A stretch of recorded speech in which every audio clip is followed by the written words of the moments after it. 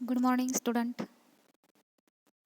आपण मागच्या तासाला आत्तापर्यंत जे आपले क्लास झालेले आहेत, लेक्चर्स झालेले आहेत, त्याच्यामध्ये मानसशास्त्र म्हणजे काय आहे, त्यानंतर मानसिक प्रक्रिया म्हणजे काय आहे, वर्तन म्हणजे काय आहे, यासारख्या वेगवेगळ्या संकल्पनांचा अभ्यास केलेला आहे. तर आपण आजपासून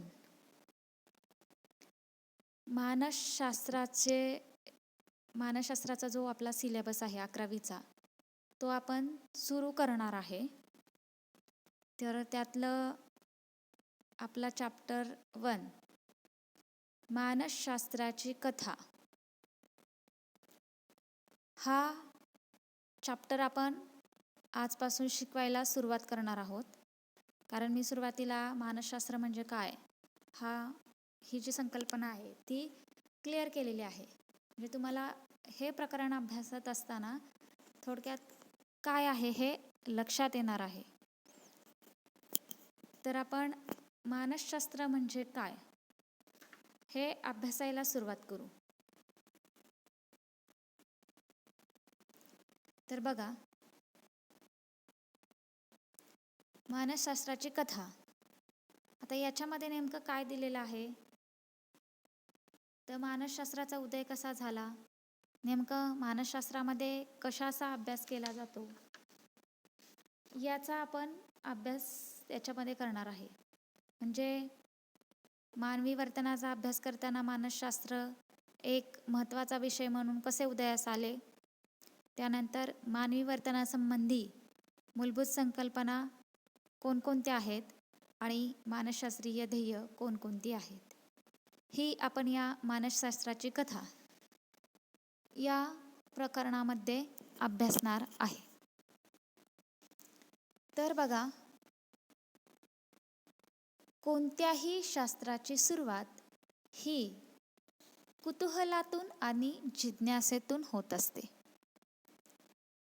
भौतिक सृष्टीविषयी जाणून घेण्याच्या जिज्ञासेतून पदार्थविज्ञान आणि रसायनशास्त्र यांची निर्मिती झाली. तर विविध वनस्पतीची रचना व गुणधर्म या संबंधीच्या जिज्ञासेतून वनस्पतीशास्त्राची उत्पत्ती झाली.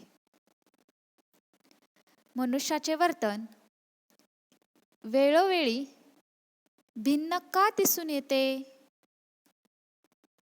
व्यक्तीमध्ये भिन्नता का असते, कोणत्या प्रक्रियेमुळे व्यक्तीला परिसरातील वस्तूंचा बोध होतो,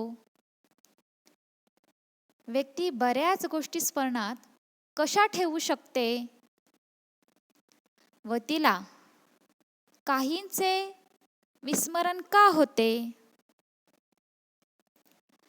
कल्पनांची निर्मिती कशी होते, मनोव्यापारांना शारीरिक बाजू म्हणजे की मेंदूशी संबंध असतो काय आणि कोणत्या प्रकारे, या व तत्सम प्रश्नांची उत्तरे शोधण्याच्या प्रयत्नातून मानसशास्त्राचा जन्म झाला. William won't, William James, Fechner आणि मुन्स्टरबर्ग, जॉन वॅटसन, मॅकडुगल इत्यादींनी वेळोवेळी मानसशास्त्रीय ज्ञानात महत्त्वपूर्ण भर घातली. दैनंदिन जीवनातील वाढत्या समस्यांमुळे अलीकडे मानसशास्त्राकडे विचारवंत आणि सामान्य जनता अशा आशेने बघत आहेत. वाढते शहरीकरण, औद्योगिकरण आणि तांत्रिक विकास यामुळे आधुनिक मानवी जीवन हे गुंतागुंतीचे आणि तणावपूर्ण झाले आहे. अशा परिस्थितीत उद्भवणाऱ्या अनेक वार्तनिक आणि मानसिक समस्या सोडवण्याच्या दृष्टीने मानसशास्त्रज्ञांकडे तज्ज्ञांचे लक्ष वेधले जाऊ लागले. मानसशास्त्र हा जरी विषय नवीन वाटला असला तरी तुम्ही लहानपणापासून अभ्यासला असेल की आपण आपल्यासमोर ज्या व्यक्ती दिसतात त्या भिन्न प्रकारच्या असतात. म्हणजे एखाद्याला खूप सारा राग येतो, एखाद्याचा संयम शांत असतो, म्हणजे त्या व्यक्तीला जास्त राग येत नाही, तिच्याकडे कंट्रोल करण्याची क्षमता असते. काही लोकांना एकत्र राहायला आवडते, काही लोकांना वेगवेगळं राहायला आवडतं. अशा प्रकारे आपल्याला लहानपणापासून व्यक्तिभिन्नता जाणवलेली असेल. आणि तुमच्या मनात कधीतरी असा प्रश्नही निर्माण झाला असेल की सर्व व्यक्ती वेगवेगळ्या कशा बरं? का ह्या वेगवेगळ्या व्यक्ती असतील? यांच्यामध्ये का व्यक्तिभिन्नता असेल? याचं उत्तर आपल्याला फक्त आणि फक्त मानसशास्त्रच देऊ शकते. कारण या भिन्नतेला कोणत्या गोष्टी कारणीभूत आहे हे मानसशास्त्रच चांगल्या प्रकारे तुम्हाला सांगू शकते. तर आता आपण मानसशास्त्राचा इतिहास काय आहे हे बघू. तर मानसशास्त्रामध्ये इसवी सन पूर्व 500 वर्ष प्लेटो आणि ॲरिस्टॉटल यांच्याच काळात मानसशास्त्राचा उगम झालेला आहे. त्या काळी असा समज होता की ग्रह, तारे आणि पंचमहाभूते यांचे वर्तनावर सतत नियंत्रण असते. मानसशास्त्र हे वर्तनाच्या विविध पैलूंचा अभ्यास करत असते. त्यामुळे मानसशास्त्राची अचूक आणि मूर्त व्याख्या करणं कठीण आहे. मानसशास्त्र पूर्वी तत्त्वज्ञानाची शाखा म्हणून ओळखलं जात होतं, परंतु आत्ता 19व्या शतकापासून मानसशास्त्र हे एक शास्त्र म्हणून उदयाला आलेलं आहे. जसं मी सांगितलं, मानसशास्त्राचा उगम हा ग्रीक तत्ववेत्त्यांनी लावलेला आहे, जसं की प्लेटो आणि ॲरिस्टॉटल. त्यांचं असं मत आहे की ज्ञान हे अंतर्भूत असते. प्लेटो यांचं असं मत आहे, ज्ञान हे अंतर्भूत असते. म्हणजे आपल्याला कोणतेही ज्ञान हे आत्म्यातून, मनातून मिळत असते. आपल्या शरीरामध्येच ते ज्ञान आत्मसात असतं केलेलं, पण आपण ते कोण किती प्रकारे आत्मसात करतं हे खूप महत्त्वाचं असतं. तर जॉन लॉकच्या मते प्रत्येक मूल हे कोरीपाटी घेऊन जन्माला येते आणि ज्ञान हे अध्ययन आणि अनुभवातून मिळवले जाते. म्हणजे बघा, दोन्हीही शास्त्रज्ञांचं वेगवेगळं मत आहे. त्यांचं एकाचं मत असं आहे की ज्ञान तुमच्यामध्येच आहे, पण ते ज्ञान कुठं आणि कसं वापरायचं हे आपण ठरवलं पाहिजे. तर जॉन लॉकच्या मते आपण जेव्हा जन्माला येतो तेव्हा आपल्यापाशी कोणतंही ज्ञान नसतं. आपला जसा विकास होत जातो तसं आपल्याला वेगवेगळ्या ज्ञानाची प्राप्ती निर्माण होत असते. आपण शाळेत जातो, कुटुंबामध्ये राहतो, बाहेर समाजात वावरतो, तेव्हा आपल्याला वेगवेगळ्या प्रकारे ज्ञान हे मिळत असतं. आपण ते ज्ञान शिकत असतो, आपण ते ज्ञान अनुभवातून घेत असतो. म्हणजेच त्यांच्या मते आपण जन्माला येतो तेव्हा आपल्या मनामध्ये काहीही नसतं. आपण ते समाजाद्वारे, आपण जेव्हा आपला विकास होतो त्यातून शिकत असतो, असं त्यांचं मत आहे. तर त्याच्यामध्ये बघा, मानसशास्त्र हे आत्म्याचेच शास्त्र आहे असं म्हटलेलं आहे. मानसशास्त्र हे आत्म्याचं शास्त्र असं म्हटलेलं आहे. तर ॲरिस्टॉटल यांनी डी ॲनिमा म्हणजेच आत्म्यासंबंधी या ग्रंथात मानसशास्त्र म्हणजे आत्म्याचे शास्त्र आहे असं सांगितलेलं आहे. तर त्यांच्या मते मानसशास्त्र हे 2 ग्रीक शब्दातून निर्माण झालेलं आहे. सायकी म्हणजे आत्मा आणि लॉगस म्हणजे शास्त्र किंवा ज्ञानाची शाखा. यामुळे मानसशास्त्राला आत्म्याचा अभ्यास करणारे शास्त्र असे म्हटलेले आहे. परंतु आत्म्यामुळे सर्व वस्तूमध्ये चैतन्य निर्माण होते असे ॲरिस्टॉटल यांनी सिद्धांत मांडला. मानवी आत्मा तर्कयुक्त असल्याकारणाने मनुष्य भौतिकापलीकडे जाऊन अमूर्ताचा विचार करू शकतो. भौतिक शरीर आणि तर्कयुक्त मन अशा द्वैत व्यवस्थेने मनुष्य वर्तनाचे नियमन करत असतो, असा त्यांचा विश्वास होता. मनुष्य तर्कनिष्ठ असल्यामुळे त्याची इच्छाशक्ती स्वतंत्र असते. म्हणजे तर्कनिष्ठ कसं की मनुष्य एखाद्या गोष्टीचा तर्क करू शकतो, त्याच्यामुळे त्यांची इच्छाशक्ती स्वतंत्र असते. म्हणजे त्याच्या तर्कानुसार तो आपल्या इच्छा मांडू शकतो, त्याच्यामुळे त्यांची इच्छाशक्ती स्वतंत्र आहे असं म्हटलं जातं. भौतिक मूळ असलेल्या वासना आणि भावना इत्यादीमध्ये भेद असतो.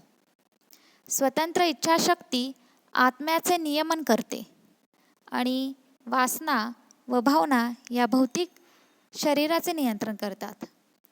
यामुळेच शरीर आणि आत्म्यामध्ये संघर्ष उद्भवतो, असा ॲरिस्टॉटल यांनी सिद्धांत मांडलेला आहे. परंतु त्यांचं असं मत आहे की आत्मा आणि हे जे मन आहे ते आपल्याला दिसतं का बरं? नाही दिसत. म्हणजे ही मूर्त संकल्पना नाही, तर अमूर्त संकल्पना आहे. तर्कशास्त्राची माहिती निरीक्षण आणि प्रयोगाच्या आधाराने सिद्ध होत असते. जर मानसशास्त्र हे शास्त्र असेल तर त्या माहितीला निरीक्षण आणि प्रयोगाचा आधार असला पाहिजे. पण मन आणि आत्म्याचे निरीक्षण होऊ शकत नाही. म्हणजे आपण बघा, मानसशास्त्र, शास्त्र हा शब्द वापरलेला आहे. शास्त्र म्हणजे आपण काय करतो, शास्त्रामध्ये वस्तुनिष्ठता असते, त्याच्यामध्ये पाठपुरावा केला जातो, कार्यकारण भाव तपासला जातो, त्याची शहानिशा केली जाते, त्याच्यात किती विश्वसनीयता आहे हे अभ्यासलेलं असतं. मग आत्मा आणि मन तर हे अमूर्त आहे, म्हणजे आपण त्याचं निरीक्षणच करू शकत नाही, तर मग त्याला आपण म्हणजे आत्म्याचं शास्त्र कसं म्हणू शकतो? असे बऱ्याचशा विचारवंतांनी, शास्त्रज्ञांनी प्रश्न उठवले. कारण तुम्ही तर म्हणता मानसशास्त्र हे शास्त्र आहे, मग आत्मा आणि मन तर अमूर्त आहे, ते आपल्याला दिसत नाही, मग मानसशास्त्र हे आत्म्याचे शास्त्र होऊ शकत नाही. कारण आपण आत्मा कधी बघितलेला आहे का? नाही. मन आपल्याला कधी दिसतं का? नाही. त्याच्यामुळं बऱ्याचशा विचारवंतांनी मानसशास्त्र हे आत्म्याचे शास्त्र आहे या संकल्पनेवर आक्षेप घेतलेला आहे. त्याच्यामुळे पुढे मानसशास्त्राची व्याख्या बदललेली आहे. आता तुम्हाला कृती 2 दिलेली आहे बघा, की असा प्रश्न विचारलेला आहे, तुम्हाला मानसशास्त्राची आत्म्याचे किंवा मनाचे शास्त्र आहे ही व्याख्या पटते का? जर हो असेल तर का, आणि जर नाही असेल तर का? तर या प्रश्नाचं उत्तर आपण जेव्हा गुगल मीट आहे तेव्हा आपण या प्रश्नाचं उत्तर बघणार आहे. म्हणजे तुम्ही ते सांगायचं आहे, आपल्या गुगल मीटच्या वेळेस तुम्ही तयारी करून ठेवा की काय आहे बाबा आत्मशास्त्र, आपल्याला ही खरंच संकल्पना पटते का? कारण मी तुम्हाला थोडक्यात सांगितलेलं आहे की तुम्हाला पटत असेल ना पटत असेल तर तुम्ही उदाहरण द्या ते. आणि त्याच्यानंतर कृती 3 सांगितलेले आहे, बहिणाबाई चौधरींच्या मन वढाय वढाय या कवितेबद्दल माहिती मिळवा. आता तुम्ही यूट्यूबला गेला तर तुम्हाला ही कविता बघायला मिळेल, ऐकायला मिळेल, आणि ती कविता बघून तुम्ही त्या कवितेत काय सांगितलेलं आहे तर याचा अभ्यास करा. म्हणजे ह्या तुमच्यासाठी कृती आहेत की त्या मनामध्ये त्यांनी काय कवितेत सांगितलेलं आहे हे तुम्ही तिथं अभ्यासायचं आहे. त्याच्यानंतर आपली पुढची संकल्पना आहे, म्हणजे त्याच्यामधलाच आपला पॉईंट आहे, बोधावस्थेचा अभ्यास. तर याच्यामध्ये बघा, मानसशास्त्र हे शास्त्र कधी ठरले तर 19व्या उत्तरार्धात जो जर्मन मानसशास्त्र आहे जे विल्यम वुंट यांनी मानसशास्त्राची पहिली प्रयोगशाळा ही 1879 मध्ये जर्मनीमध्ये निर्माण केली. तेव्हा मानसशास्त्र हे शास्त्र आहे, स्वतंत्र शास्त्र आहे असं संबोधलं जाऊ लागलं. कारण मी सुरुवातीला सांगितलं की मानसशास्त्र हे तर्कनिष्ठ आहे, तत्त्वज्ञानाची शाखा आहे असं म्हटलं जात होतं. परंतु आता मानसशास्त्र हे एक स्वतंत्र शास्त्र आहे हे विल्यम वुंट यांनी दाखवून दिलं. कारण त्याच्यामध्ये त्यांनी प्रयोगशाळा निर्माण केल्यामुळे त्यांनी प्रायोगिक संशोधनाला सुरुवात केली, मानसशास्त्रीय स्वरूपाच्या प्रायोगिक संशोधनाला सुरुवात केली. म्हणून त्यांना आधुनिक मानसशास्त्राचा जनक असं संबोधलेलं आहे. मानसिक प्रक्रिया आणि वर्तनाशी निगडीत असे एकंदरीत संशोधन त्यांनी करायला सुरुवात केली त्याच्यामध्ये.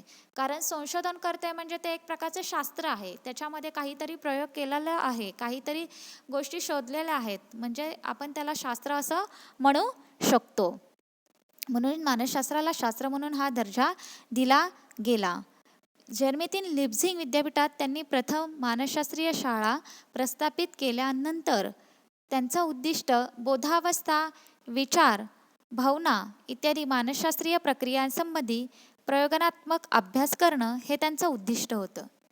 विभिन्न मानसिक प्रक्रियांचे विश्लेषण त्यांच्या मूलभूत घटकामध्ये करून नंतर हे घटक एकमेकांशी कशाप्रकारे आंतरक्रिया करतात हे शोधून काढण्याने त्या प्रक्रियांचं चांगलं आकलन होईल असा वुंटचा विश्वास होता. येते लक्षात? म्हणजे वर्तन कसं आहे याच्यामध्ये बघा की त्यांनी वर्तनाचा अभ्यास करताना बोधात्मक अनुभव ही संकल्पना विकसित केलेली आहे. म्हणजे बोधात्मक अनुभव व्यक्तीच्या मानसिक घडामोडीची त्यांना असलेली जाणीव, ही जाणीव व्यक्तीच्या स्मरणात असलेल्या मानसिक प्रतिमा त्यांच्या भूत, वर्तमान आणि भविष्यकाळात असलेल्या जाणीवेशी निगडीत असतात. त्यांनी प्रतिक्रिया देण्यासाठी लावणारा वेळ, संवेदन व बोधावस्था यावर प्रयोग केले आणि त्यातून मानसशास्त्राचा उदय झाला. म्हणजे आपण काय पहिल्या सुरुवातीला की मानसशास्त्रामध्ये आपण आत्म्याचा आणि मनाचा अभ्यास शास्त्र आहे असं म्हटलं असलं तरी आपल्याला त्या दिसत नाही, अमूर्त आहेत.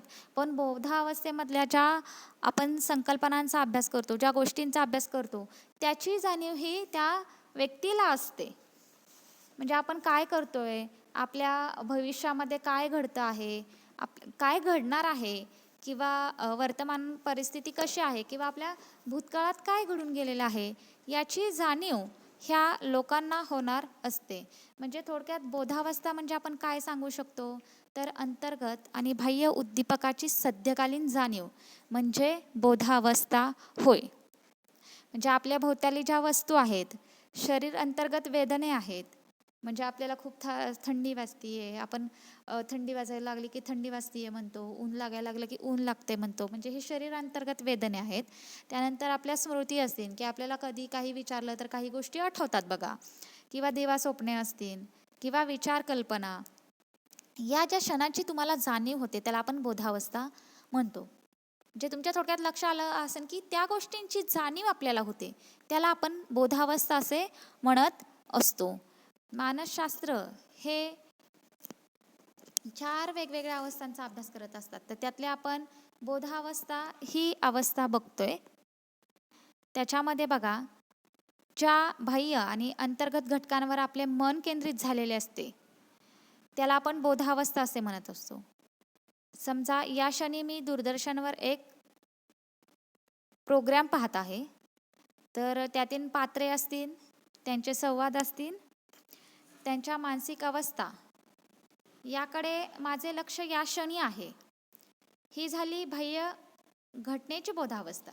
म्हणजे आपल्याला ते समोर दिसतंय काय चाललेलं आहे, काय म्हणजे त्याची आपल्याला जाणीव होतीये की त्या चित्रामध्ये काय घडत आहे. म्हणजे ज्याची जाणीव होते, मी सांगितलं सुरुवातीला की ज्याची जाणीव होते ती अवस्था म्हणजे आपली बोधावस्था असते. मग आपण एखादी सिरियल पाहत असेल किंवा एखादा कार्यक्रम पाहत असेल तर त्याच्यामध्ये काय चाललेलं आहे हे आपल्याला समजते. तर आपण संध्याकाळी एखाद्या कार्यक्रमाला आपल्याला जायचं आहे समजा, असा पण आपल्या विचार आला, तर ही आपली अंतर्गत घटना झालेली आहे. मग आज का आपल्याला फारसे बरे वाटत नाही किंवा हुरहुर वाटल्यासारखी वाटते, ही अंतर्गत घटनेची उदाहरणे आहे. म्हणजे आपल्याला याची जाणीव होते की बघा, बऱ्याचशा वेळेस असं तुम्ही खूप कंटाळवाणे असाल आणि तुम्हाला एखादं काम करावं असं वाटत नसेल, तर तुम्हाला असं वाटतं की आज फार कसं तरी होतंय, आज आपल्याला म्हणजे सफोकेटेड होते, मला काही समजत नाही आहे, म्हणजे ह्या ज्या फिलिंग्स तुम्हाला कळतात, आज काहीतरी विचित्र वाटतंय, म्हणजे हे जे कळतंय ते ते तुमचं अंतर्गत बोधावस्था आहे. म्हणजे अंतर्गत बोधावस्थेत तुम्हाला मनात वाढणारी काळजी म्हणतो आपल्याला, खूप धास्ती घेतल्यासारखं होतंय, हे तुम्हाला याची जाणीव होतीये. ज्याची जाणीव होते ती बोधावस्था असते. म्हणजे बाह्य बोधावस्था म्हणजे समोर तुम्हाला दिसतीये, आणि अंतर्गत म्हणजे तुम्हाला त्या फिलिंग्स येतात. हे जे काही उदाहरण आहेत त्याला आपण बोधावस्था असे म्हणतोच. आणि ह्याच बोधावस्थेचा मानसशास्त्रज्ञ त्यांच्या प्रयोगशाळेत अभ्यास करत असतात. तर आपण इथपर्यंत बोधावस्थेचा अभ्यासमध्ये बघितलेला आहे. तर याच्या पुढील तासाला आपण पुढच्या कन्सेप्ट क्लिअर करू, आणि आज इथंच थांबू. धन्यवाद.